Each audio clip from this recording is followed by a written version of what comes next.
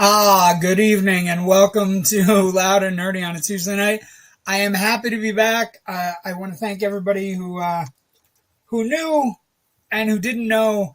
And, I had a bit of a health thing last week. So everything is fine. Knock on wood. Knock on wood twice. Great. My name is JW Colwell. I'm joined by Jerry Kamora from the band Slapjaw, of course, but also just a co-host of the show now. You're an intrinsic member of the Loud, Nerdy, and Indie Escape Network family, and I appreciate you. I don't know if that's a good or a bad thing, but well, yeah, you're in the family now. You're stuck. It's you can't pick your family, you but guys are stuck. Okay, whatever it is, we're stuck together. But I wanted to take the time. Let's see some comments. We have people waiting in the wings. Good evening, friends. Good evening, Ken McKernan. I'm glad co-hosts get extra pay. Okay. Ken, I don't know if you noticed, we're not at the point yet where anybody gets pay. But if he wants to get extra pay, extra of nothing is double nothing. Double nothing, yes. Hey, brothers. Hey, Sean Smithson. Good to see you. So tonight's going to be a stream of consciousness, but we're also going to try to hit on some of the big news stories of the weekend. I, of course, was, because I was in the hospital, I was saved from a truly critical event. I did not see Madam Web this week. And while I may work to see it this week, I did not see this movie that people are calling one of the worst films they've ever seen, this movie. It is the inevitable result of Sony trying to make live-action horror films, or live-action Marvel films, Spider-Man universe films, not horror films, but they end up becoming horror films, and trying to make these movies in an effort to keep the license and the brand so it doesn't go back to Sony, or it doesn't go back to Marvel, I should say. There's nothing good being said about this movie. It cost $80 million to make and almost $40 million to market, and it grossed like $17 million last weekend and got crushed by the Bob Marley movie. So in what is gonna be a down year for comic book movies, right? This is the down year. This is the year where either Marvel's getting its treads back on its tanks, and DC is kind of waiting for the hard reset from James Gunn. We only have really two comic book movies that are of any consequence coming up, and one is, Joker Part 2, right? Is not. It's got Lady Gaga as Harley Quinn, and that's not coming out until October. The only other big comic book movie we have comes out in July, and that's Deadpool and Wolverine, which is what it's now called. So it becomes the question: can you see the ends of the comic book phenomenon, or as what I believe is, it will all be based on product? Because I think Deadpool and Wolverine is going to do pretty good, right? I would say so.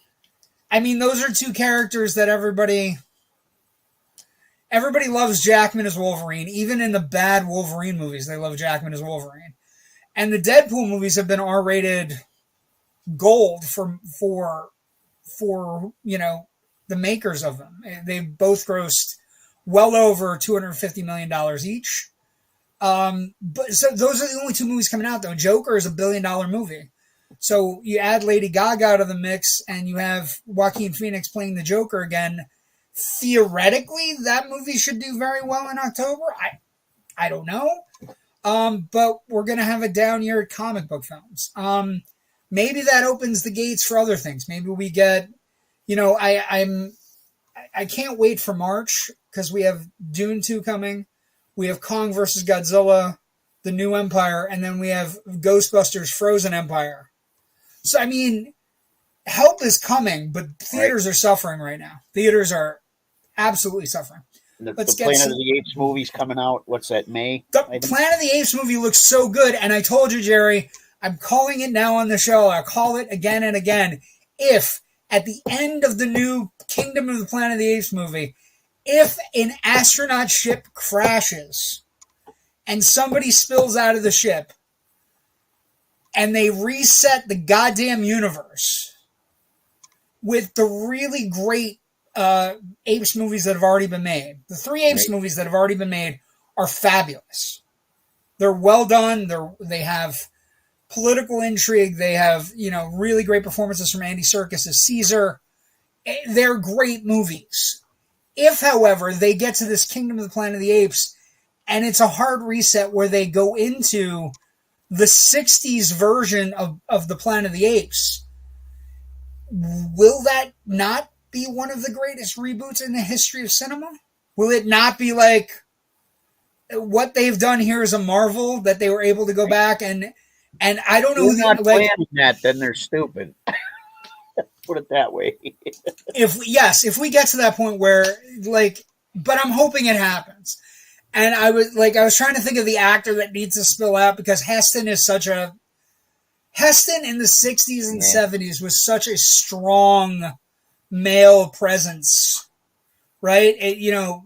Manly Men made great movies, made Planet of the Apes, Ben-Hur, the Omega Man, which is a highly underrated. That's a good one. Oh my God, Omega Man's fantastic. Of course, remade as I Am Legend, which was not nearly as fantastic as the Omega Man. Although it's the third version of that movie. Like, there was a Vincent Price version too. Soylent Green. And Soylent Green, yes. Soylent Green is people. It's people. So you need a really strong, superstar actor to spill out of that astronaut thing if they decide to do it. I don't know who they pick. Mark Wahlberg. No, they can't do Wahlberg because he alredy did the I know. That's why I said it. He already did the terrible Planet of the Apes remake. But somebody like Liam Hemsworth or Chris Hemsworth. Gerard Butler. Gerard Butler would be fantastic in a B-movie kind of way. Any of the Marvel actors, really, except for, not Robert Downey Jr., obviously, but, the younger Marvel actors would be pretty great. You could, not Ruffalo, but, certainly the ones that are, bigger, broadier. Hello. What's up? Say hi to everybody, and then you got to go. Hi. This is my nephew. Jacob. We're on live, buddy. Yes. Okay, so you have to go and close the door behind you. Say bye. Wait. Wait, what do you need? Can you play with me? I cannot play with you right now. It's something super important. Maybe after my show, yes. I'm playing Gilly Mod. Okay. Thank you for letting me know. I do my doodle up. Okay, bye. Bye. I'll be in about 80 minutes. It's live podcast, people. Live podcast. You never know what's going to happen. But he was like, hi. Okay, so let's see what we got. Good evening from Joe Ridgely. Good evening. What's up, Joe? Fun Times Cosplay Crew. Good evening to you guys. How are you guys doing? Hey, boys from Raven. I'm so tired of hearing people say Marvel is done. Even their bad movies make money. That's all true. Hi, guys. Hi, Vicky. How you doing? Sean says they'll put Ryan Reynolds in it. Ryan Reynolds wouldn't be bad. I think Gosling would also be pretty good. Gosling would be a really good choice as well. I would like to see them out of the original movie with Heston coming out of a ship. No. Heston in the 60s and 70s represents something totally different what Heston represented at the end. Plus, it can't be Heston because they're not gonna do a bunch of new ape movies with Heston. That movie, by the way, opens in May, and I think they just moved it away from the Mad Max prequel, so we won't have the Furiosa Apes Day. Let's see. Sean says, or in all seriousness, maybe Clint Eastwood's son. He would be a great choice. You know what else would be a really good choice? Wyatt Russell. Wyatt Russell would be a great choice. Kurt Russell's kid, who just got done doing the Monarch show on Apple. some other comments. Let's see. Hey, nephew Jacob. Yes, so cute. Yeah, he is. He's adorable and he's funny. And gotta love kids. Yeah, they come in sometimes. It's okay. Tired but excited. Great job this weekend, guys. NEPA Comics was fantastic. How many minutes? A while, buddy. Out. Thank you. How many minutes? I'm on a timer here, kids. 80 minutes. 80 minutes to be exact. Speaking of NEPA Comic-Con, I do want to get some. I did save some stuff that we have. We have some pictures. We have, of course, the folks from the Fun Times cosplay crew.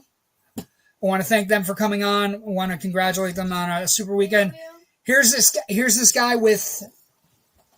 Tell me when you're done. I will tell you when I'm done. Thank you.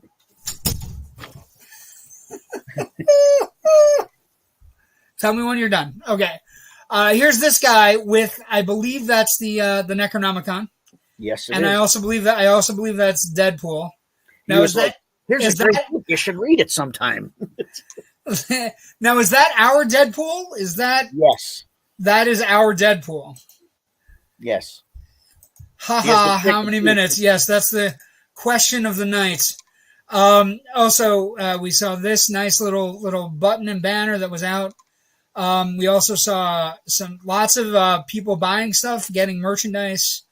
Also, I'm also a sucker for any time R2 shows up. You know it's an important event when R2 shows up. And I want to congratulate Eric and the people at the Moon Tavern, Yali and Spidey Rivera, with the Fun Times cosplay crew. Congratulations on what everybody is talking about as a pretty successful event. I'm hearing rumblings we're going to get an announcement very soon of how that it went pretty well. Congrats on a great event. That's our teammate who does Deadpool. Yes, I was just asking if it's our Deadpool, my Deadpool that took over my show, and many versions of Deadpool. Or Joe Edgerton or Jason Clark. Both great choices. Also great choices, Sean. You see, now we're on the right page. And that's our Jeep. Excellent. I took that picture. Heard Howard the Duck was there, JW. Yeah, oddly enough, I don't have any pictures of that. So I don't... If I don't show a picture on the show, does it exist? Does it happen?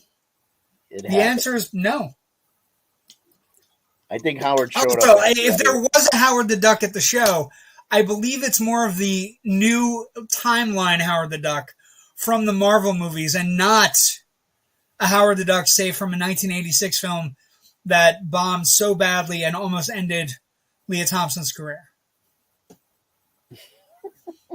There's true statements there. Let's see. NEPA Comic-Con was a great time. Hope to see more in the future. I think there's going to be a lot more that this Moon Tavern and Eric are... I think they're hungry to get cool things going on. He was there. Yeah, I know he was there. I am well aware he was there. I'm kidding. See, it's all about Leah. It is all about Leah, yes. Yes, Leah Thompson should be on everybody's mind from the 80s. Who can argue that, really? I mean, that's exactly right. Who didn't want to be Calvin Klein? Anyway, I congratulate Eric and congratulate everybody responsible and everybody who showed up, all the vendors and everything that happened. I'm so happy that we were able to get some of our folks in attendance. We're able to get some videos, even if it was Howard the Duck. I don't mind, really. I'm very cool about the whole subject. Again, because it's not the Howard the Duck from the 86 movie. It's clearly not, because he was this big and the new Howard's much taller, talks with a different voice and whatnot. Anyway, so what else is happening this week? Jerry, a couple things. So one of the things, Madam Web bombed, but the Bob Marley movie went through the roof. Even though it did not do well with critics, it came out with an A cinema score, which basically it's a score that filmgoers give on the way out. And this Bob Marley movie now continues in a vein of movies where anything about music, the music past, comes into play and it does very well.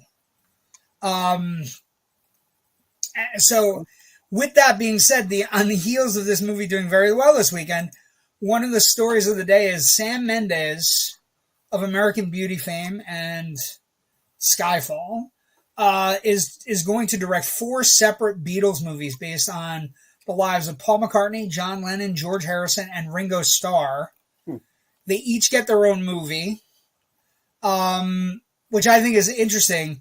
And basically, it's 4 separate movies, one from each Beatles member's point of view, leading up to their 1970 breakup. So essentially, they're going to make these movies, and Mendes has some really, really amazing things. McCartney, Starr, families of John Lennon, families of George Harrison have granted full life story and music rights for the scripted films. So Mendes is going to go in guns blazing, telling the story how one of the greatest bands in the history of bands broke up from 4 different points of view with 4 different movies with the entire Beatles catalog at his disposal. And he's a pretty great filmmaker. He's one of our best filmmakers, actually. So I think it's interesting that one of the safer bets, horror movies are safe, and musical biopics are safe, because we had Rocket Man hit, we had Bohemian Rhapsody hit, this is now hit. It's a very safe zone for Hollywood to make movies with music that everybody likes, right? Right. And so, but I just think it's a real interesting thing that we're going to do the Beatles breakup. The idea that, we're going to do this movie and just make it the best it can be. And all 4 films will come out in the same year. So they're all going to come out in 2027, which all of a sudden 2027, Jerry, isn't that far away. No, right. I mean, it's farther away than 2020 is, which is crazy to me. So let's see what we got here. Let's see. Come to Atlantic City summer. Make sure LNN have a media pass. Okay. Atlantic City. Where am I going this summer to Atlantic City? We'll talk off air, Tim. Send me a thing. Send me something. Missy and Kyle supposedly like Madam Web, shaking my head, facepalm. Oh boy. That'll be I rescued him from it, so that'll be an interesting discussion. Joe can have one too. Vicky says, "I love this movie. It was very well done." I assume she's talking about the Bob Marley biopic, One Love. 50 Shades of Madam Web. Yeah, that's SMY movie coming out is gonna bomb. SMY. I don't know what you're. Amy. There you Amy. Go. Okay. I don't know what Amy is. Should I know what Amy is? I feel dumb. Like, are you not talking about Abigail, right? Because that movie's gonna hit. Like, not talking about Abigail, right? I just want to make sure we're not talking about Abigail. Oh, the Amy Winehouse movie. It's a documentary though, so it's not really. It's a documentary biopic. It's documentary. It's not a biopic. It's not going to have actors playing the Beatles. You know what I mean? It's okay. But I got you, Raven. But yeah, I mean, certainly documentaries are certainly harder to gauge. But Beatles movies, like, I was trying to think of, like, the Beatles have a really good track record. They had the Let It Be, the Peter Jackson Get Back. They had the Cross the Universe, which is one of my wife's favorite films. Sgt. Pepper's Lonely Hearts Club Band. So I mean, they've had A Hard Day's Night, Help, Magical Mystery Tour, Yellow Submarine. The Beatles are not something to be trifled with. And if you're going to have 4 movies on a block, like probably February, May, like August, maybe, right? Yeah, like every quarter, maybe. you know, and you end up with the banger, like you end up with John Lennon and Thanksgiving, like a Thanksgiving John Lennon movie. And then maybe the one will come out after that. That's like all of them. All of them, yeah, like all into one movie. Well, yeah, we just did The Godfather last night on Generation Movie, and there's a 7-hour version of The Godfather hanging around, Jerry. So yeah, people put shit in chronological order all the time now. Although I was talking last night about this, I don't necessarily like chronological order with my movies that have come out. I usually prefer release order. How do you feel about that sort of thing? Like, I tend to like, if somebody asks me if you like Star Wars, right? It's a perfect example. I think you need 4, 5, and if you don't like 4, 5, and 6, there is no reason to watch 1, 2, and 3, and there is no reason to watch 7, 8, 9. Right? There is, right. Like, if you don't like 4, 5, and 6, like, everything else is a distillation downward. Right? So I tend to go with like release order and not chronological. Same with Marvel movies. The Marvel movies have a different reason though. Like, I was thinking about it. Everybody's constantly trying to put the Marvel like saga into timeline order, like, you know, starting with Captain America: The First Avenger and moving all through.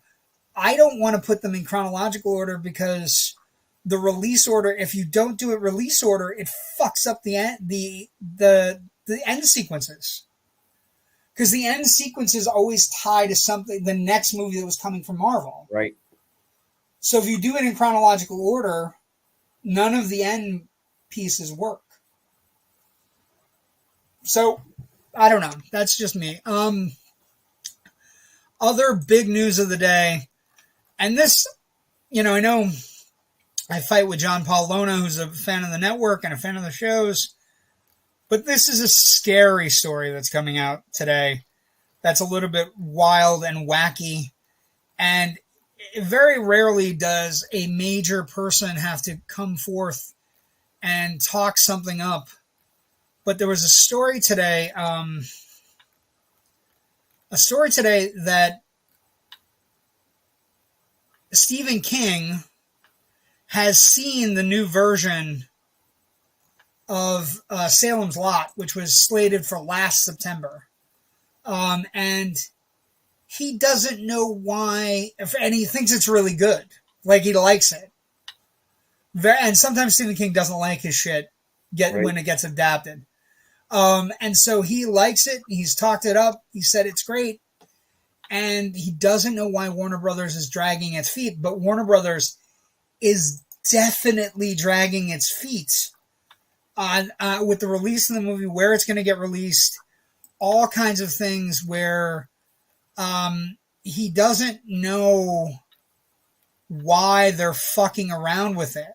And he brought it up. Like, he gave an interview. He said, I don't know what the deal is, but I like this one. And so the idea that we're not getting it immediately, or we're not getting it as soon as we should get it. What are they waiting for? Well, and that's the thing. Like, maybe they're waiting for Halloween, or maybe what. But here's the horror movies open. Matters with a Stephen King movie, right? Right, and horror movies open. Like, horror movies open big, and especially when you throw him on the marquee, you say Stephen King presents Stephen King, adaptation.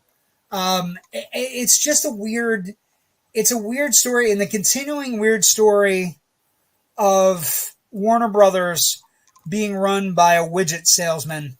And like, the direct quote from Stephen King is basically he said, "I'm not sure why Warner Brothers is holding back the Salem remake. It's quite good and not embarrassing or anything." Which I think is, like, that's embarrassing that Stephen King has to do it. Right?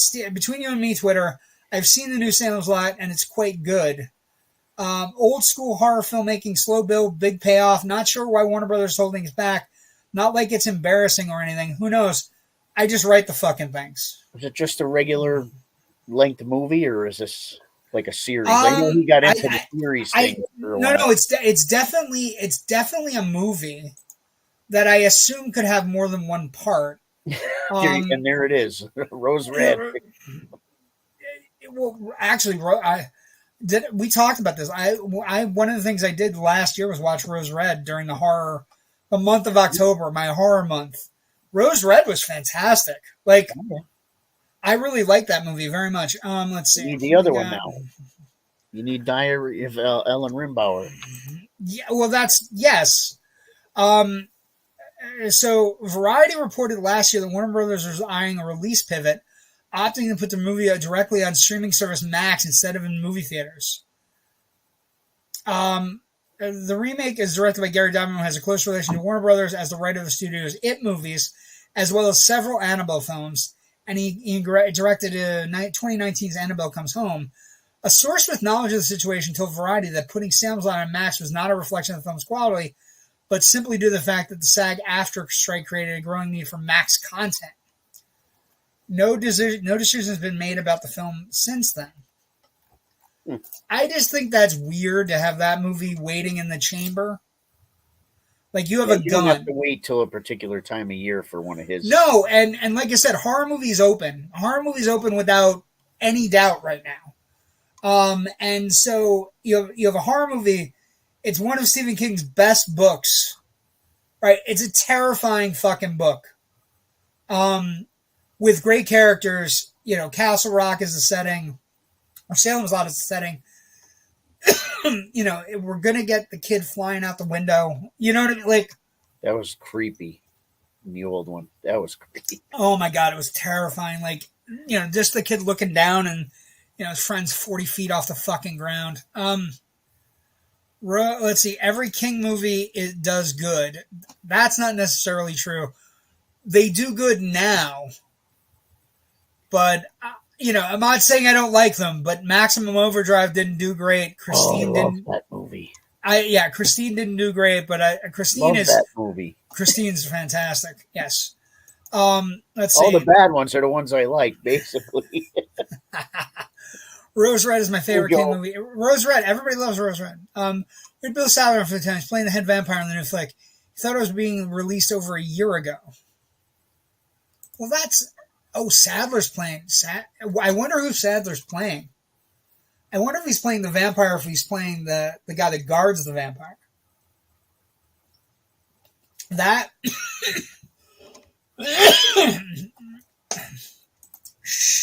Maximum Overdrive, Randy's favorite movie. I'm not saying it's a bad movie. I'm just saying at the time, Stephen King adaptations didn't do as well as they do now, at this moment.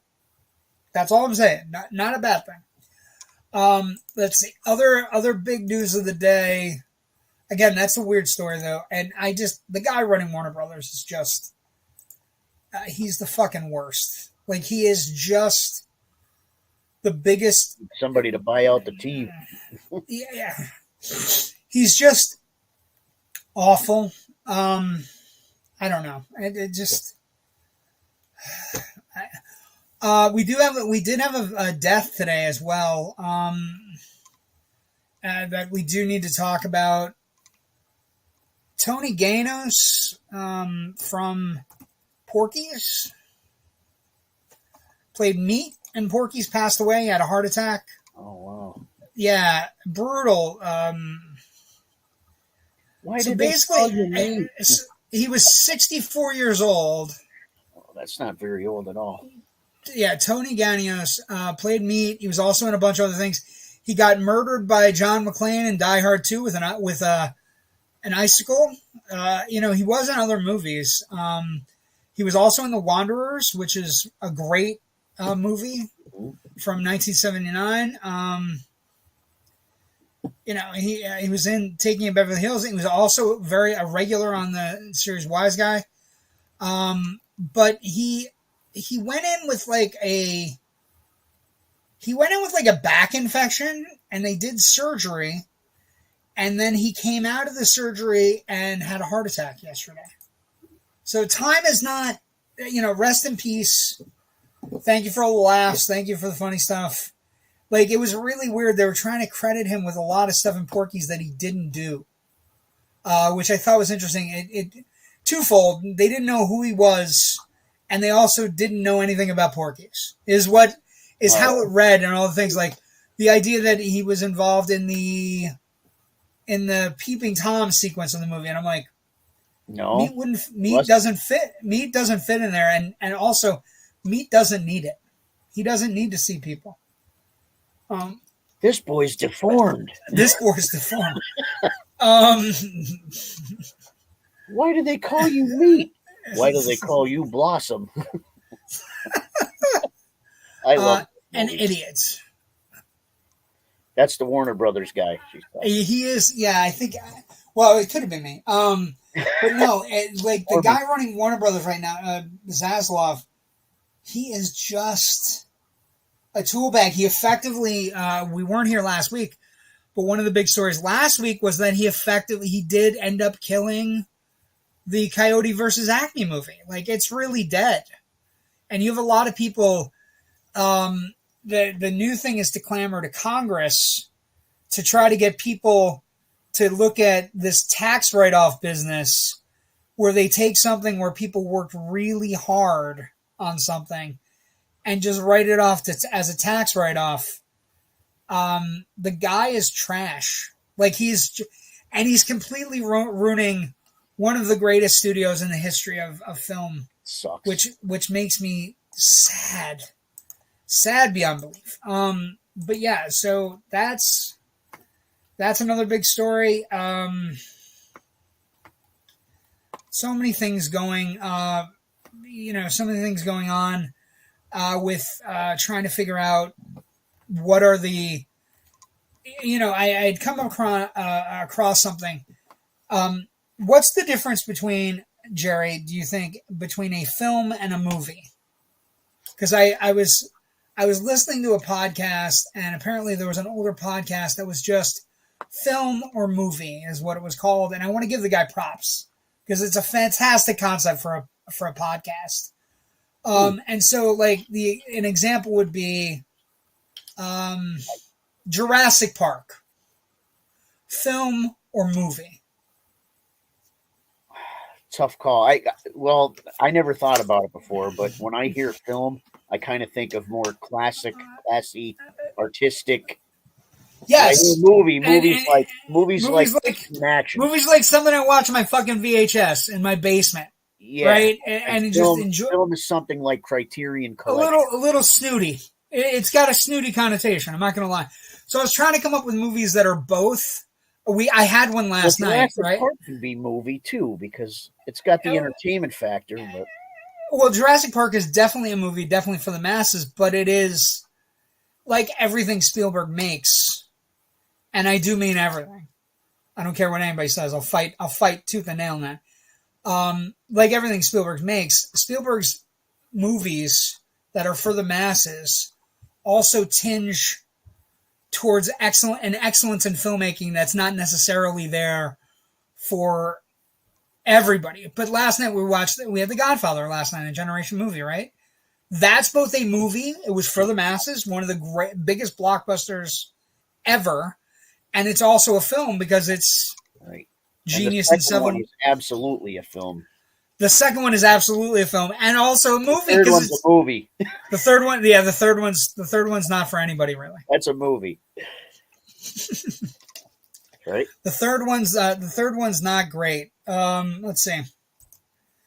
Send me the link, JW. I'll hop on a few. I just got home and making a drink.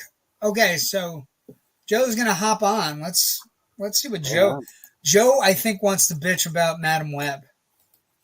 That is my guess. That is, if I'm guessing. Well, I was writing him back and forth in Messenger, and I said, "Oh, I'm sorry, I didn't mean to disrupt." He's like, "You're rescuing me from this movie." I think Joe wants to bitch about. I think Joe definitely wants to bitch about Madam Web, and I will let him. I have no problem letting him. Other news that jumps out. True Detective ended this week. I know I haven't gotten to see all of it, so I'm waiting. So I'm just trying to keep away from as many spoilers as possible, which is really hard to do. Another like bad, another bad Warner Brothers story. So,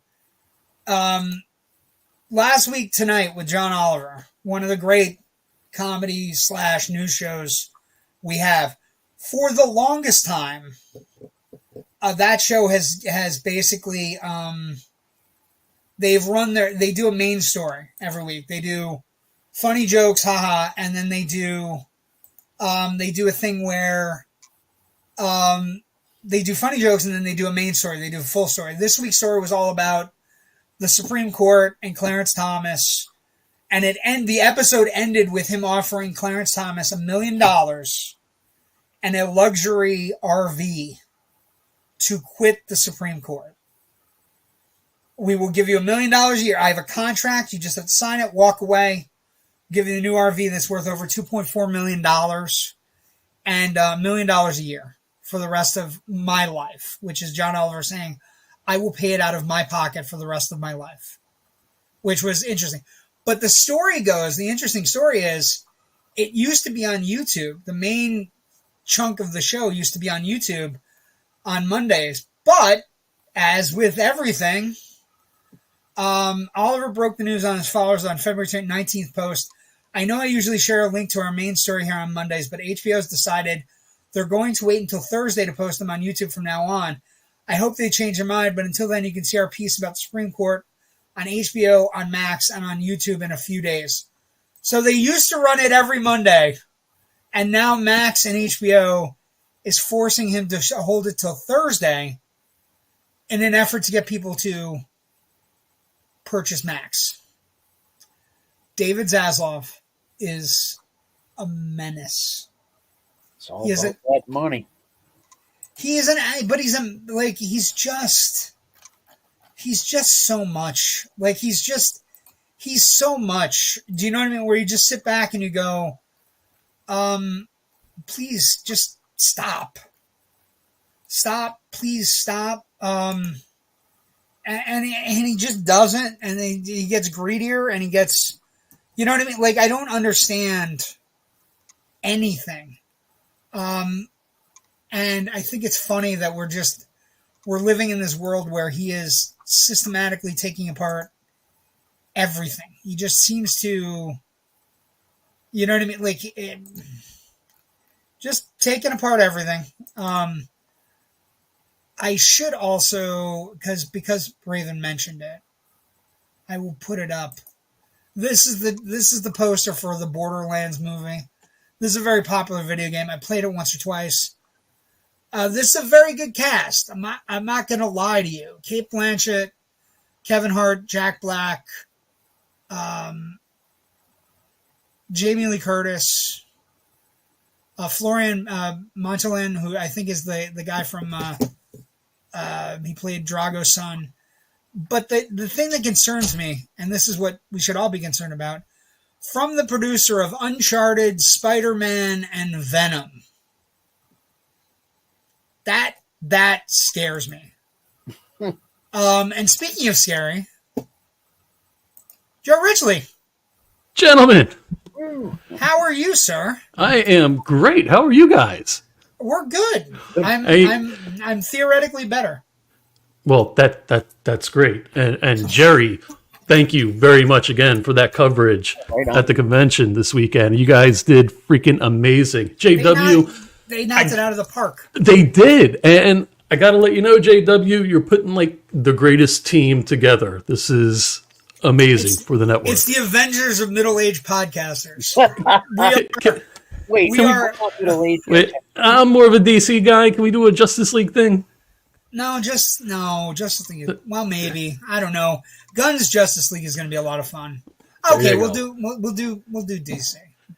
Anyway, so you were talking about the vampire flick earlier. No, he is going to be the main vampire. Okay, so you know there are two, but there are. He's the equivalent of the blue guy in the first movie. Okay, so he's the Nosferatu. He's playing the Nosferatu? That character has no dialogue. Why would you put William Sadler? We don't know what they're doing with the new one. Oh. Yeah, but if that guy's creepy without talking. Like he never really had to talk. Weren't you on an episode with him? Yes. The music one he did. We couldn't talk about anything. Right, because it was so during the painful. strike. It was so fucking painful, Joe. I know. So painful. I couldn't talk about death. I couldn't talk about being one of the better villains in an action movie. I couldn't talk about shit. Well, wait a minute. I mean, Death, Bill and Ted, that came out how many years ago? The last one? But you remember. I don't. I listened to your pre-show stuff where we go into a thing and I'm helping with the show and you say, "Hey, Bill has said to us we cannot talk about any movies at all tonight." And I sat there like this. Well, yeah, that was between David, Scott, you and I. Biting a fucking knuckle. I almost bit my knuckle off. It was so painful because I had so many questions. I'm like, how did they talk into the nude scene in Die Hard 2? Why did you do the nude scene in Die Hard 2? How high were you in the scene in Die Hard 2? In Die Hard 2 when you did the nude scene. But also, the other thing about that episode that was fantastic was the music was amazing. Yes. So it was like every once in a while you want to meet your heroes and you want to meet your idols, and then you realize your heroes and idols do other things that make them more complete people. Yes. Right? And that particular episode was so fascinating because he was Jerry, if you get a chance to see it, he's playing his acoustic at his table, man. Yeah, just at his table, dude. Singing and chilling. And during the pandemic, he did a whole what I think he called them the table sessions, something like the dining room morning kitchen table sessions, kitchen something like table that. sessions. Yeah, I think that's what it was. Yeah. I assume you've come on tonight to discuss Madam Web. Yes. Oh, we can definitely do that. But also, I'm rusty right now, man. I don't think I've been on anything in a few months, so I just wanted to... okay, so let's talk about this. We got comments. My bad hairstyle? You look fine, man. You look like a weird kind of it looks fine. I love John Oliver. Fantastic Four. Which Spider-Man? Laugh out loud. That's the question, Raven. That poster says, from the creators of Uncharted, Spider-Man, we don't know which one, and Venom. It could, for all fuck's sake, be the Amazing Spider-Man 2. Joe. Hey, Ken. Joe. Hey, Joe. Hey, Sean Smith. Not so Gunn proves it can work, laugh out loud. You know what, Raven, I'm going to disagree with you on this. I think Gunn is lining everything up pretty perfectly. The casting for Superman's been pretty good. The casting for Creature Commandos has been really good. Who did they cast as Superman? Did they cast him yet? Yeah, Corin Sweat is David, new Superman. Hold on. I must have missed that one.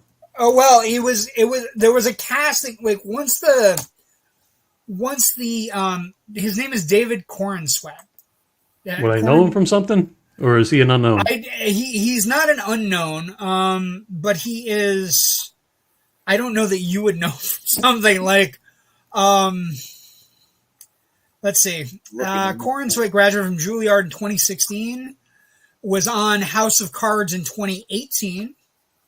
That was a Kevin Spacey show? Yeah, as a child. We don't talk about him. Shh. Oh. Just, that was a... Dude, he's going to conventions now and signing shit. Going to conventions and signing shit. Oh, he was in that Pearl movie, too. Made appearance in numerous theater productions, including All My Sons, Macbeth. What was he in, Jerry? That Pearl movie, Pearl. Oh, okay.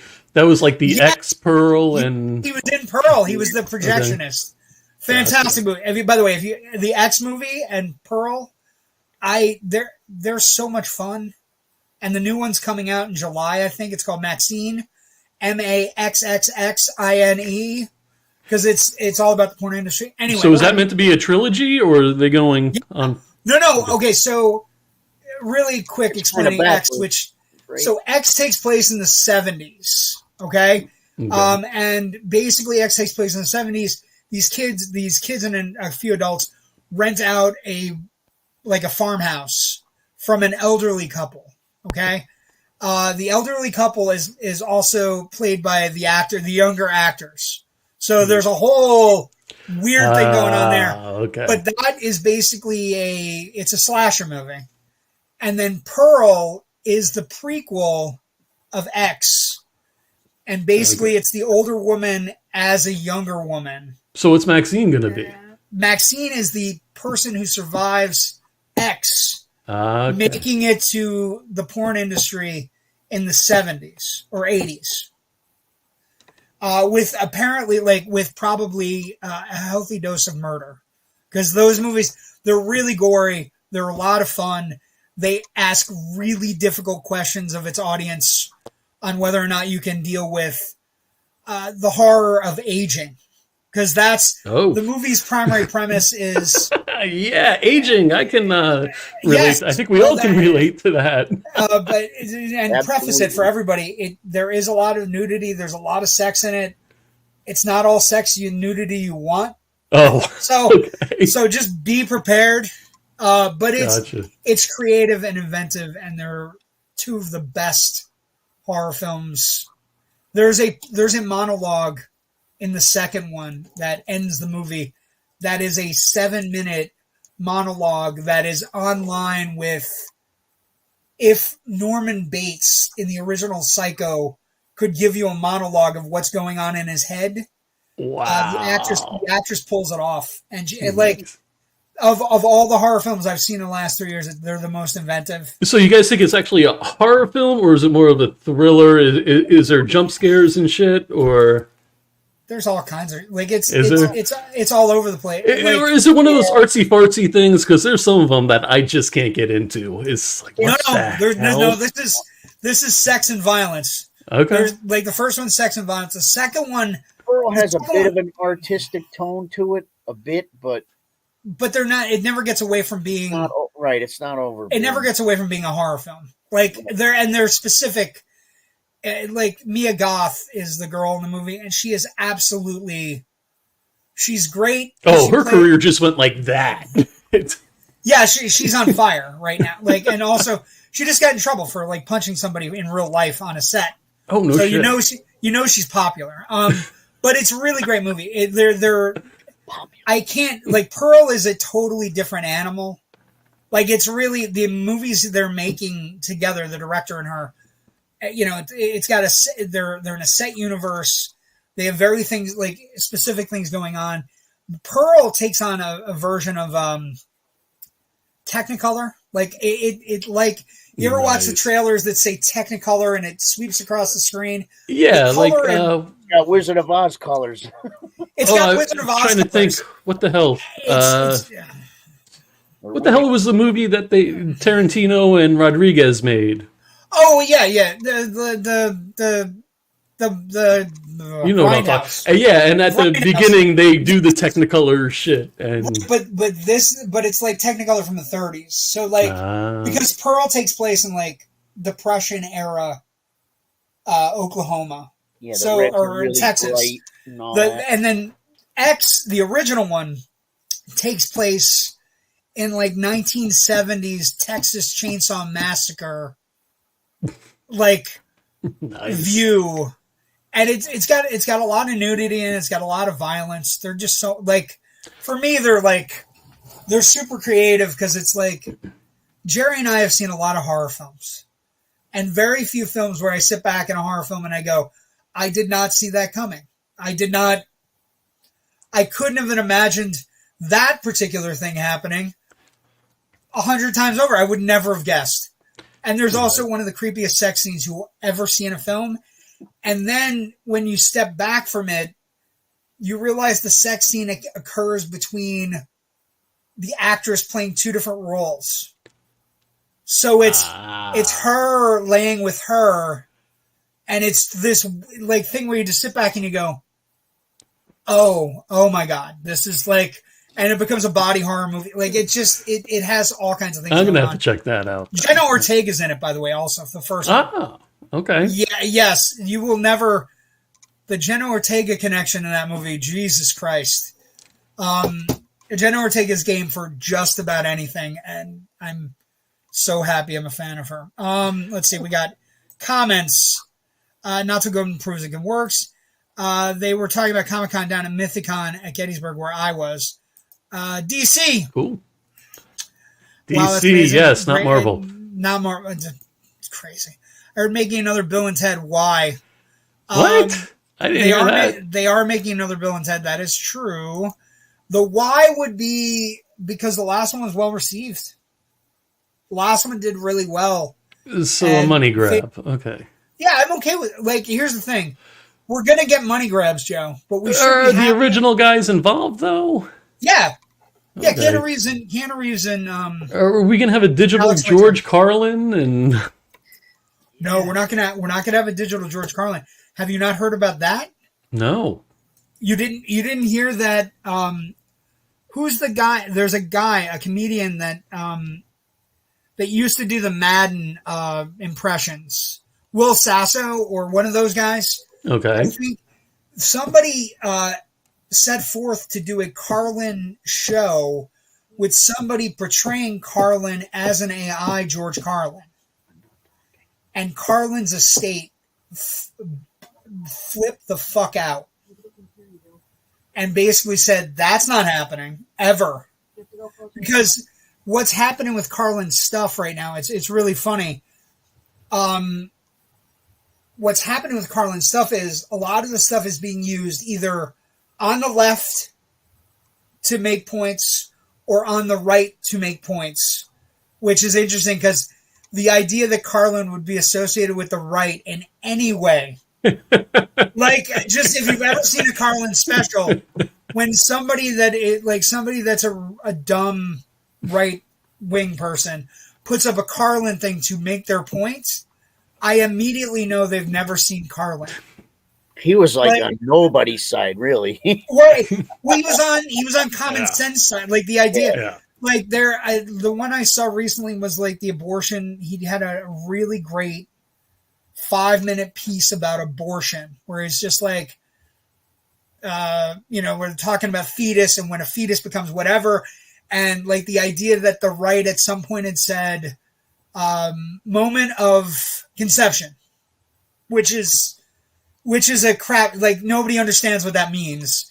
Moment of conception.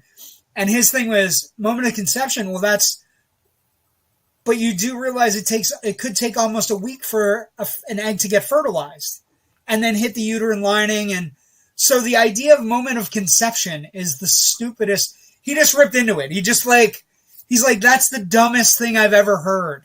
And when didn't he do that around the same time Chris Reeve had his accident and they were doing stem cell research and all that stuff? Yeah, it was yes, there was a whole fight about using stem cells, and then I don't know if you're really paying attention to politics right now.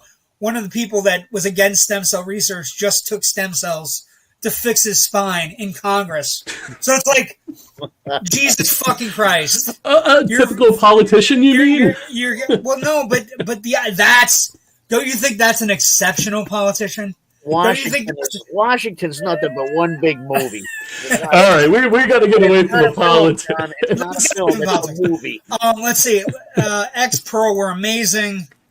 All right, we got to work on getting a banner down here with some links and shit. Yeah, I know. I'm sorry. Slacker. I mean, I am you've only been doing this show on the network for 2 months. I'm only at 75%. I know.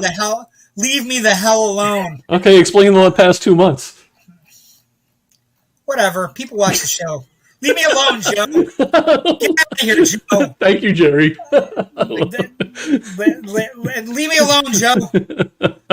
Like this. Okay. So yes. We can do it. I just forget to do it, is what happens. Fair enough. I got to bust balls regardless. I know you do. I know. It's my job. I appreciate it so much on my health week. Kevin Spacey was not guilty in court and has a lawsuit for defamation now. That's why I seem to go to conventions. I don't think he's going to get work, Sean. There's the rub. I agree. I mean, even if he gets a bad deal, the damage is done. And actually, Joe, it's a really good question. I would definitely say it's horror. It's still suspenseful and artsy, but it's really, really good. Let's see. Mia Goth will be in Blade and Frankenstein. Yeah, she just got She just Are got. they still making this Blade movie with the original guy that they originally chose 4 years ago? Yeah, there's that movie got really put into a turnaround because realize that I know everybody's calling Marvel's death as we speak, but realize they're in turnaround right now and they're going to fix everything. Fantastic Four. Oh, they're in gun mode too. Well, Fantastic Four. I'll be honest with you. Fantastic Four is the make or break Marvel property. The next make or break Marvel. That and X-Men. Although we're getting an X-Men show, so nobody. I mean, I'm not trying to throw you guys off track or anything, so I'm curious though. I saw something about Doctor Doom that's going to be in the new Deadpool Wolverine flick. There's rumors. Okay, so it's just rumors. A couple of rumors. So a couple things. Okay. I can answer this for you, Joe. I know about this, even in my weakened condition. What I would say to you is, so there's a screenshot. There's a screenshot from the Deadpool Wolverine trailer. It is a guy with a metal face. Okay.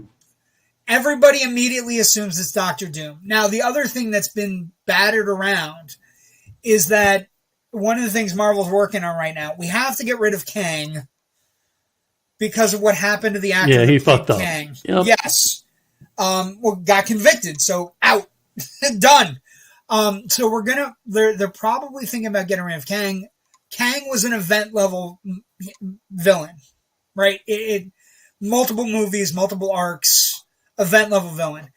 The only other there are other villains, Galactus and things like that, and surely will come into play at some point.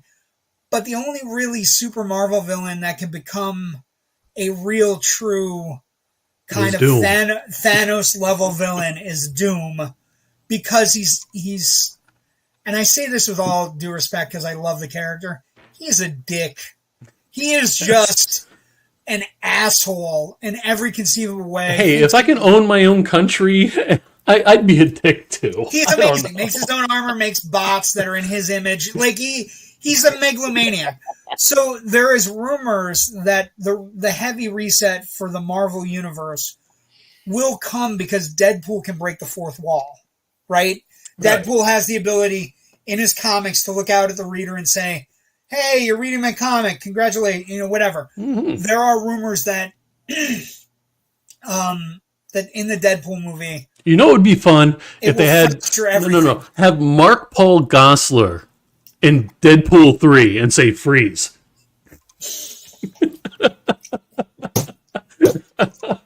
Yes, it would be funny, but it's not going to happen. But it would still be fun. Rumors, that is the rumor. The rumor is that they're resetting for Doom instead of Kang. And for you kids out there that don't know who Mark Paul Gosselaar is, he was the lead on not Head of the Class. Saved by the Bell. Saved by the Bell. Sorry, he was Zach Morris, who, as everybody should know, is trash. Zach Morris is a trash human. Oh, okay. I'm sorry, that's a big deal. Okay, I wasn't aware of that. There's a whole thing devoted to Zach Morris's trash. Oh, I had no idea. It has 30 years of hype. Will Sasso, what else we got? David Cornsmith looks like a Henry Cavill clone. Yes, but the other big casting, the other casting things you're asking about Superman, Cornsweat, they also took Rachel Brosnahan from The Marvelous Miss Maisel. Okay. She's playing Lois. And apparently she was so good in her audition that she, even though she is a little bit age range higher than Cornsweat, she knocked it out of the fucking park. Nice.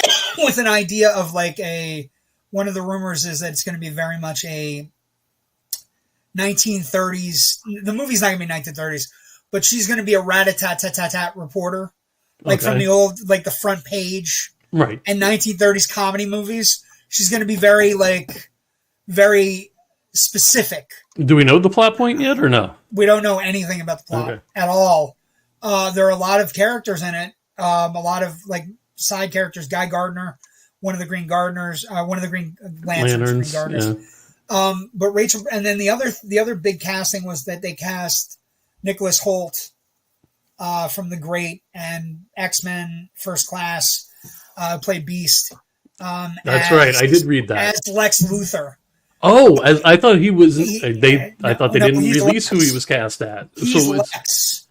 okay. The thing is, he was the last two people in the room for Superman were Holt and Cornsweet. And once Cornsweet got Superman, he cast Nicholas Holt as Lex Luthor. The idea of like two sides, one coin. There's not going to be any Jolly Ranchers. No, I don't think so. Okay, good. Okay, but you are here.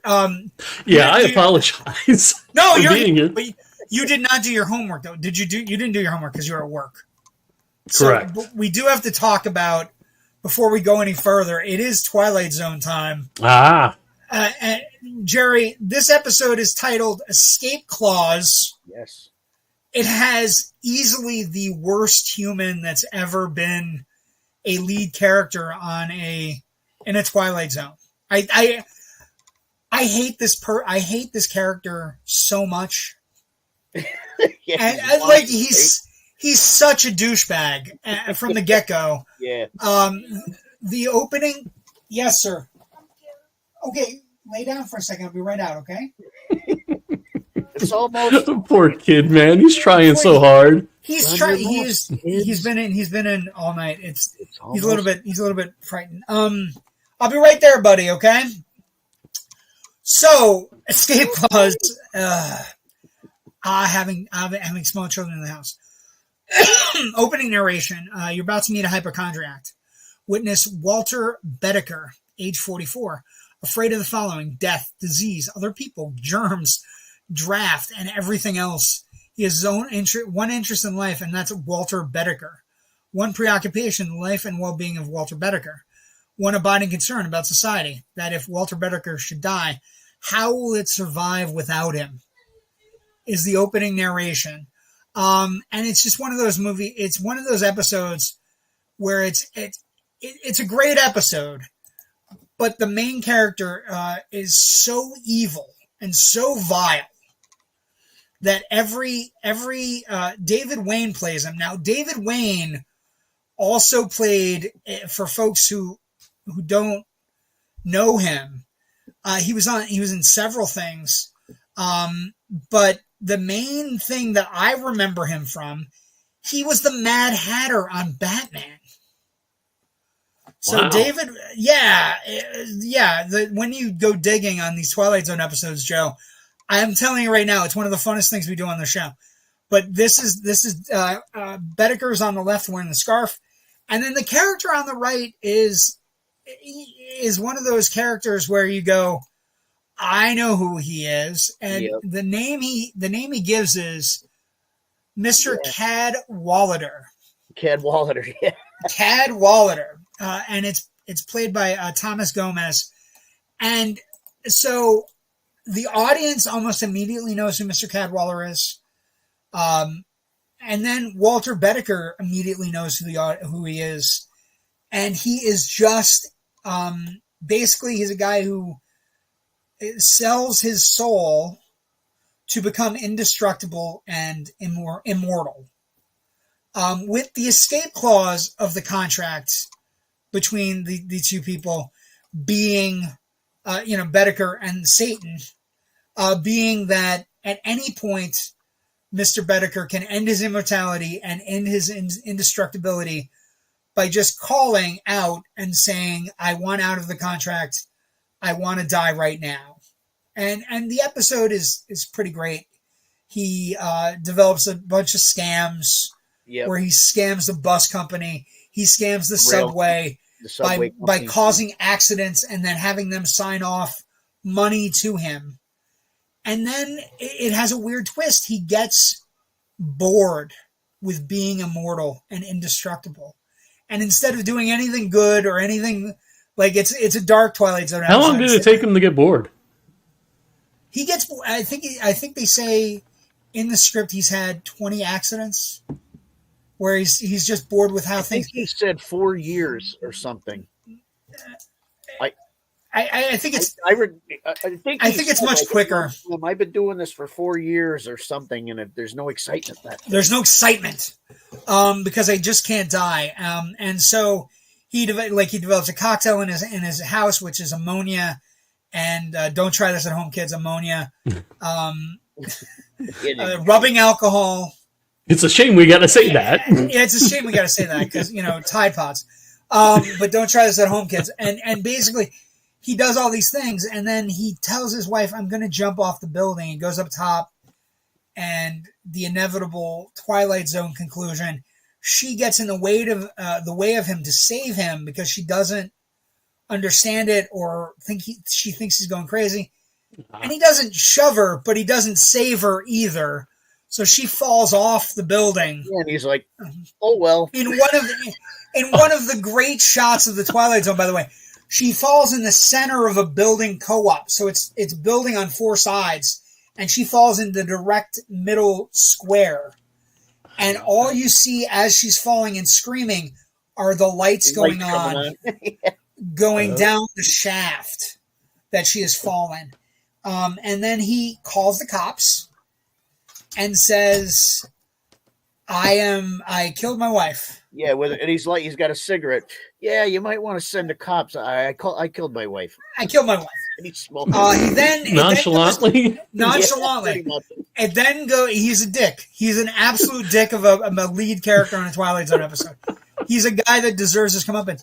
So he goes to trial. It's a very quick trial. The lawyer is pulling his hair out because he won't give a defense because he desperately wants to see what will happen when the electric chair occurs. The judge renders him guilty and says, "I sentence you to life in prison." Oh, so that's the twist. The twist no electric chair, you get life in prison. Chair, you get life in prison, buddy. And at which point he gets into the prison cell and realizes he is never leaving the prison cell. So he calls out to Mr. Cadwallader and has a heart attack, and that's the end of the episode. Right. I like how Cadwallader says, "You look like a man who's having a heart attack." Yes. You look like a man who's under a lot of stress and is about to have a heart attack. Do you wish to invoke your escape clause? Yes. And he keels over. The end narration of the episode is there's a saying, "Every man is put on earth condemned to die. Time and method of execution unknown. Perhaps this is as it should be." Case in point, Walter Bedecker, lately deceased, a little man with such a yen to live, beaten by the devil, by his own boredom, and by the scheme of things in the Twilight Zone. It's a really good episode. I wasn't fully on board, because usually I'm fully on board with protagonists in Twilight Zone episodes, but Walter Bedecker is such a piece of trash. As a human, as a person, as a character, he's just awful. Like, he's yelling at his wife because he feels sick. He's a hypochondriac at the beginning of the episode. The doctor comes in. He's like, "There's nothing wrong with you." Coming in the window. There's bacteria coming in the window. There's 8.9 million germs in a single cubic spot of air in New York. He's fucking ridiculous. He's terrible. He's a bad person. Then he kills his wife, who's this saint. Like, the doctor, instead of giving any prescriptions for him, the doctor gives the wife a prescription. It's like, "You look peaked." For vitamins, right? For vitamins. And so it's like he's a dark character. I will say I also enjoyed some of the flourishes. There is a flourish with the devil when he's signing the contract. The devil's stamp is absolutely, the actor pulls it out of the air, and it's like a giant stamp, and he stamps after Walter signs. And all it is a circle with 3 pitchforks. With a little pitchfork in it. It's smoking, right? And it's smoking. So fantastic. Amazing. Incredible. Really good episode, but I was so off put by the bad guy, by the main character. Usually you can root for a Twilight Zone character. I mean, we're going to get several episodes where we don't, but this guy's the pits. And then next week's episode, for everybody who's joining us and going to play along next week. Next week's episode is an episode called The Lonely. Yep. And I watched that one. in the amazing Rod Serling preview. By the way, you don't get the previews when you watch it on like New Year's Day on Sci-Fi, but every episode of the original series has Rod Serling sitting with a cigarette in a chair talking about next week's fucking episode. And it's absolutely spectacular. If you've never seen him do it, he's hilarious because he's in on the joke. And this week's episode is really funny because it's the first time where it's like, I have no idea what the fuck's happening. Like he literally just goes, I don't know what's going on. And then the preview is on next week's stars is Alongside Me Now. And you see a shadow of a woman and she'll appear in a most unusual tale called The Lonely. It's a story that takes place, and then a female voice comes in on an asteroid. And it's a most intriguing premise. And then Sterling says, sounds it. Next week on the Twilight Zone, Jack Warden, John Denner, and John Marsh appear in a bizarre tale of a man and a woman? A woman? I don't understand it either. Thank you and good. And as the camera pans back, Rod Serling is sitting next to a mannequin who's been talking to him off camera. It's like the height of previews. It's the height of and we don't get this when they're running them back to back to back to back on Sci-Fi. You do not get the full version of it. I have Paramount Plus. They're all there. They're all there, and they're all in their glory. And you can read the cast listings. Like 2 weeks ago, it was an episode about a small town, and fucking Ron Howard was in it. Oh, cool. As a child. Little Ronnie Howard? Little Ronnie Howard in the credits as Little Ronnie Howard. No shit. And so I hope everybody's enjoying this. How many seasons did that original one run? 7. I think it's 7. Oh, wow. Yeah, we're knee deep in season 1 right now. We're moving along. We're not going to do this at any.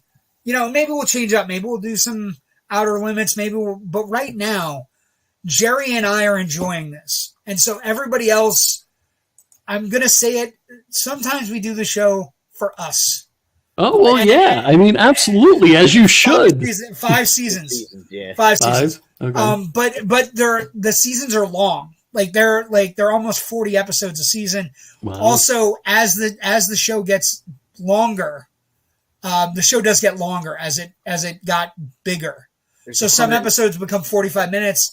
Some episodes become an hour. So, I'm sorry, how many episodes, Jerry? 156. 100 of 5 seasons. All right. Yeah. So, but also we hit upon weird things. Like we watched an episode called The 16 Millimeter Shrine a couple weeks ago, Joe. You weren't here for it. I know you watched, but I found out as I was doing research, Ida Lupino, the actress, was the only person ever to star in an episode of The Twilight Zone and direct an episode of The Twilight Zone, which is, when you think about the sheer volume of people who are on The Twilight Zone, that is a confounding, amazing thing. Only person ever to star in one and then direct one later. And a woman in sci-fi in the 60s. Wow, that's amazing. It's an amazing story. And she became like a genre person. She became a person that did all kinds of movies. So that's what we're getting out of this show. We're getting amazing little stories, amazing little things where we can talk about and the other thing I was always saying with Jerry and I, this is a show that transcends time because almost everything we see from the 70s on has some hint of someone somewhere watching a Twilight Zone episode.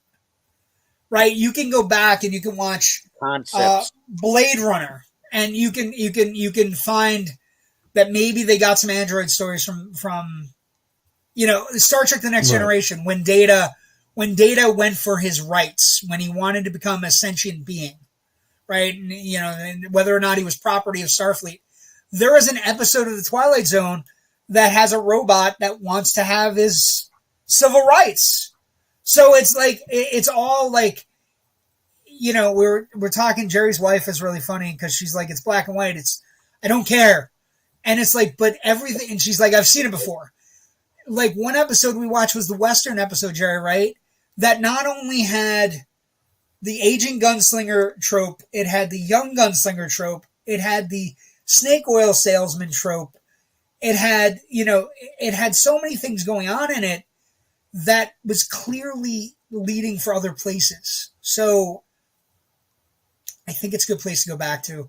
I'm enjoying it. Jerry's enjoying it. Everybody else can not enjoy it. Well, let me ask you a question, because when I come along for the ride. Oh, I'm sorry, Jerry. Go ahead. I apologize. Oh, go ahead. A few years ago, I was working with Dan Yeager and Ron Scott with Bad Actor Pictures. Dan Yeager, for those of you who may know, one of the Leatherfaces. Leatherfaces in Part 3 3D. And we were discussing one night favorite episodes of The Twilight Zone, and I kind of remembered the one that he mentioned, and I had to go back and find it. But I think it's a lot of people's favorite episode. I don't know what season it was, but it was the guy, he just wanted to read his damn books. Oh, we're coming up. That's coming up. Okay. All the time in the world is the name of the episode. Yes, that's it. That's it. Yes. And it's Burgess Meredith. Is that who that is? Okay. It's Burgess Meredith. Wow. All right. I actually think that's coming up. It's it's episode 8, I think. Yeah, we're only cool. We're only 2 away from that one. We're on 6 if you're now. asking me favorite episodes, I like Terror at 20,000 Feet because it's got William Shatner, and I love the monster. The monster looks so different from any other alien monster or creature. The gremlin looks so different from anything we've ever got afterwards. Like the furry outfit, and he's covered in water, and he's just gross, and he's always sticking his face in the window. My other favorite, if you're asking me, is To Serve Man. To Serve Man, when we get there, it's I like Richard the other Keel. Shatner episode too, when they go into the little. Oh, and the devil. Yeah, with the little devil coin op machine. Yeah. Yes, that is a fantastic episode too. There are so many great episodes though. Like that's the thing. Like we're gonna hit a lot of them. I know there's one episode that I saw when I was a kid that made me terrified of pools. Although it was a good episode for pools. I can't remember the name of the episode is, but it's an episode where these abused children go to a pool and they swim into the pool, and when they come out on the other side of the pool, they go underneath. And they come out on the other side, and it's a safe place for kids. Oh, because they're being abused in real life. And so the kids, like, their escape into the Twilight Zone is an older lady who doesn't have any kids who takes care of children who are abused. And that's just what she does. So very cool. Yeah, I mean, some of these episodes are fantastic. We're of course going to get to we're going to get to the 2 Shatner episodes. We're going to get to the Burgess Meredith episode. We're also going to get to the Burgess Meredith episode where he gets superpowers, right? He gets superpowers for the day. And then the other one that's really great that has very real bearings for today's political climate. We don't like to talk politics, but there's an episode called The Monsters Are Due on Maple Street. And basically it's about an alien invasion, but it's not. Because the aliens, by the end of the episode, just decide we're not worth it. They just... Because basically it's 2 aliens in a ship at the beginning of the episode, and they pick an area, like a little street in mid-America, and all they do is take away power, food, and telephone for 3 hours. And it's enough to make these people launch at each other and just want to kill their neighbors. Imagine what we would do now. In the end of the episode, yes, that's exactly why the episodes always have some sort of basis. But the idea that at the end of the episode, it starts with them doing this, taking away the power and the phone and whatever, and everybody's like, "What the fuck's going on with their power?" And the end of the episode is like, "Well, they're not worth it to be. We can't possibly fight against them in an intergalactic war.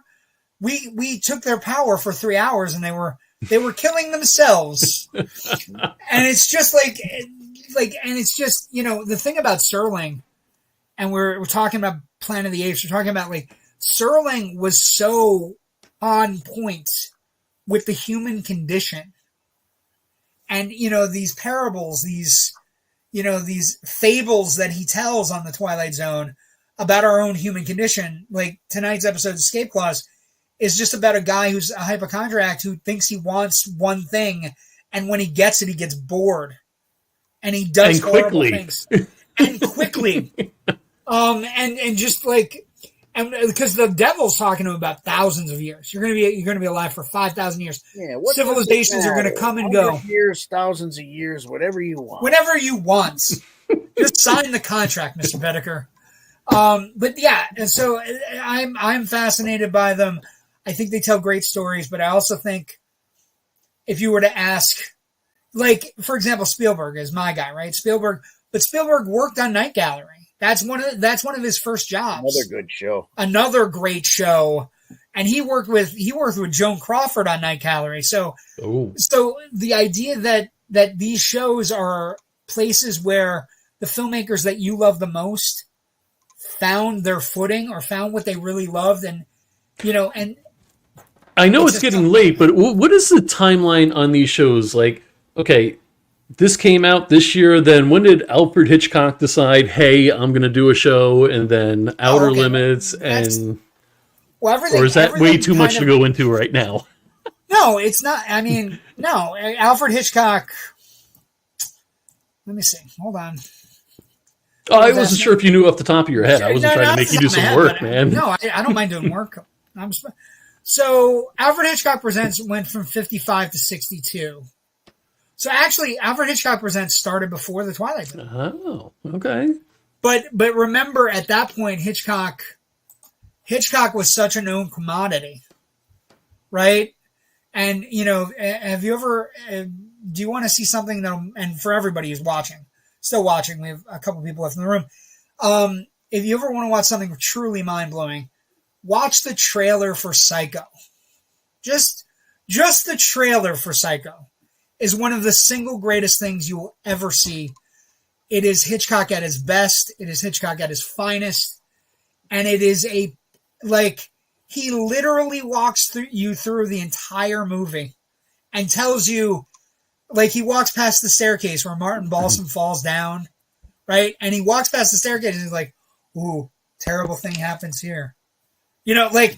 He's fucking ridiculous. It's great. You guys are a couple of years older than I am, but do you remember back in the 80s, Hitchcock kind of got rebooted, and I kind of remember Alfred Hitchcock being on before Amazing Stories or something Sunday night. I don't know that Alfred Hitchcock. I think Amazing Stories was Spielberg's try at another good Twilight. show. Oh, yeah, no doubt. But I remember like Hitchcock being either rebooted or something, and it was on Sunday nights, I think, before either Amazing Stories or I don't want to say CBS Wonderful World of Disney, but it was Amazing Stories was NBC. I think you're thinking of like USA. USA at some point in the 80s, mid 80s, didn't reboot Alfred Hitchcock Presents, but just bought it and started running it. The new Alfred Hitchcock Presents is an American anthology series that aired on NBC from 1985 to 1986 on the USA Network from 87 to 89. Okay, so it was originally NBC, and then went to USA. And then went to USA. So I'm not losing it. No, you're not losing it. No, I remember seeing it too. Okay. It wasn't as good as the originals, though. And that same goes with every version of Twilight Zone. Every version of Twilight Zone is like... Oh, what was the recent one with the... Jordan Peele did a recent one that wasn't bad. Who was before that? There was just a Twilight Zone that was like... that had like the dark music, and it was like... who's the African-American actor with like a lazy eye that was in the latest Star Wars movie? Didn't he do one of these anthology shows? Yeah. I can't remember his name. Whitaker. Yes. Forrest Whitaker. Yes, he was the host of the newer one of the Twilight Zones. Okay. The Twilight Zone's been rebooted like 3 or 4 times. So there's like a mid-80s version, there was a 90s version. There was a recent Jordan Peele version that's on Paramount Plus as well. Yeah. Some of those episodes are pretty good. Some of them aren't. There's a newer amazing story too. Yeah, I tried watching that. That was on what, Apple or yeah. Another episode really quick before we end for the night because we're talking way too much. Sorry. That's okay. No, it's all your fault, Jim. Another episode, The Meek Shall Inherit the Earth. There's an episode of The Twilight Zone with Art Carney. Art Carney. It is a fantastic episode. It is it is a Christmas episode of The Twilight Zone. And it is an episode of The Twilight Zone where a dime store Santa finds a bag walking home from work, and he becomes Santa Claus. Mm-hmm.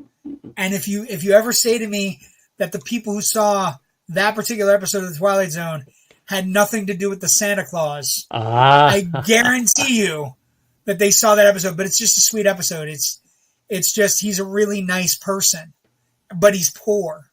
And he has all these kids that he takes care of in the neighborhood, and he finds the bag and he just starts passing out toys, and then eventually he goes up, and eventually the sled shows up for him, and he becomes Santa. So it's like the episodes are magical, and they take you different places. They also make you question humanity, and I think we're going to continue doing them just because, again, Jerry and I are having fun with it. So there you go. If Kyle doesn't want to do his fucking homework, that's on Kyle. It's on him. Fair enough. So anyway, all right, kick me out. I'm not kicking you out. You're gonna stay. Joe, where can people find your stuff, Joe? What are you doing now, Joe? Yeah, okay. Yeah, the YouTube channel. Oh, whatever. Jerry, how about you? Any Slapjaw news? Any big things coming up? No, not until May. Playing at Dingbats. Oh, wait a minute. Time out. I thought you guys were going to talk a whole lot more about this NEPA CON and NEPA COMIC-CON and do the pictures and everything. We did pictures and we talked earlier. Oh, did I? I might have missed it. I'm sorry. All right. It was really cool. I'll run through the pictures, by the way, one more time for those in the peanut gallery. Slacking like me. Yeah, the Fun Times cosplay crew, they were in earlier also. All right, cool. Hey, I was driving home. I don't get to see pictures. I said R2-D2. I was super happy. I remember that. Okay. Yeah. Right on. So you forgot. Also, you can find my stuff, JW the Movie Guy, Facebook, Instagram, Twitter, Threads, Blue Sky, all those things. All right, so JW, do that again, except with the Indie Escape Network. Oh, no, that's easy. Hold on. You can find the Indie Escape Network on... Jesus Christ, Joe. You gotta love me, man. Why you causing trouble? You gotta love me. Why you causing trouble? You can find the Indie Escape Network on... Jesus, what email is it in? Motherfucker.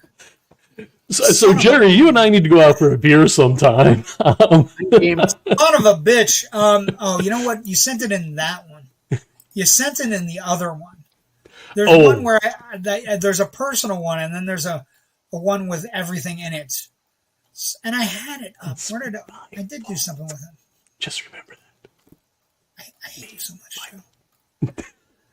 You can find the Indie Escape Network on all things Facebook, YouTube, Instagram, Threads, TikTok, X or Twitter, or whatever the fuck you want to call it, and any given day. And IMDb, where we have all of our folks and people who appear on our shows. That is where you can find that, Joe. So take that, buddy. Thank you, JW. And damn, this drink isn't even half empty yet, that's great. I'm on medication. I can't do drinks. I could also do this, Joe, just to be like, just to make sure we hit everything that Joe wants to hit. Jesus Christ. Killing me. You're killing me, Smalls. Oh, wait, didn't we see Smalls at that convention? You're killing in a pop gun? I don't think it was Smalls. It wasn't somebody Smalls? else. Oh, No. okay. There, Joe. All of those places you can find it. Take that, buddy. I remember making that. I know you did. I know. And I remembered where it was for 5 seconds, and then I didn't remember. Thank you for joining us tonight. Everybody have a great week. We'll see everybody next week. Movies, if you're looking this weekend, waiting for Dune to come out. I get to see Dune early, by the way, so we'll talk Dune. Oh, cool. Dune 2, I see it next Sunday. But there is a new Coen Brothers movie out that I need everybody, like, anytime the Coen Brothers make a movie, I really feel that is time when we should be thinking about going to the movies. Yes. And so they have, I think it's Drive Away Dolls is opening this week, which is something I might go see. But have a great week. Watch some stuff. Hey guys, thank you for letting me play in your freaking sandbox. I greatly appreciate it. I'm giving you time because I know you've been slacking. So I'm just trying to hold. People are laughing. Thanks guys for having us on. For those that came to the Hey, Fun Times Cosplay Crew, thank you for everything you've done. We appreciate you too. Good times. I want to go out for a drink with JW, who's in the Encyclopedia of Knowledge, and I'm here for it. Thanks, Jay. Trust me, I drank with JW. He drank me under the table. So it was a good night. It was a great night. I had two fucking drug people and me. I'm sitting there. I'm like, can we make a sandwich? That's where it ended. It ended with us eating. And I said, no, JW, there's 3 guys in this room. You cannot make a sandwich. Well, Chris passed out too. Like that was yeah, I know. And we got a picture of his hairy ass sticking up. Yeah, well, I'm not admitting anything. But I pictures anybody. Made me drink. Oh my god. Yeah. Oh yes, Joe should have that. Joe should definitely have that. That would be bad. Like a champ. I don't drink, but I just want to chat with him, laugh my ass off. Thank you, Jay. I appreciate you. I like chatting. If you find me anywhere, I chat. That's what I do. But thank you for joining us tonight. Thank you for joining us, Joe. Kind of pinch hitting, but also trying to get your rust off. I know that that's what this is.